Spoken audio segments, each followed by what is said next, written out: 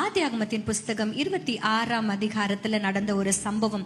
ஈசாக்கை குறித்து போடப்பட்டதுல ஒவ்வொரு இடத்துலயும் போய் துறவுகளை தூண்டுகிறத நம்ம பார்க்கிறோம். இப்போ ஒவ்வொரு இடமா அவன் போகும் பொழுதெல்லாம் கிளம்பு, அவன் போய் அங்க துறவு தோன்றான், உடனே ஒருத்தங்க வந்து கிளம்பு.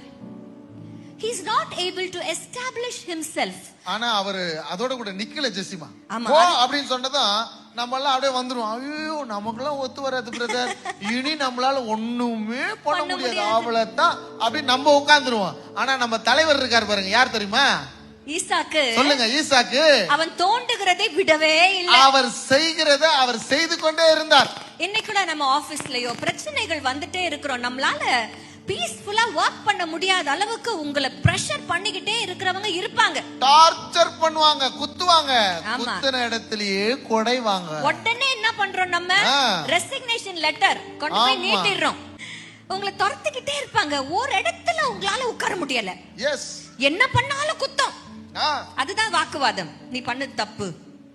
இல்லனா தோண்டின தண்ணீர் எங்களுடையதுன்னு வேற ஒருத்தர் வந்து சொந்தம் பாராட்டுறாங்க. இன்னைக்கு நிறைய ஆபீசஸ்ல sometimes you do your work, but ஆனா அதோட கிரெடிட், ஆமா, அதோட கிரெடிட்ட என்ன பண்ணுவாங்க, வேற யாரா எடுத்துப்பாங்க.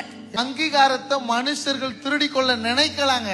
வாக்குவாதம் வரும், ஆமென், போராட்டம் வரும். ஆனா நான் சொல்றேன், நீ செய்கிறத செய்து கொண்டே இரு.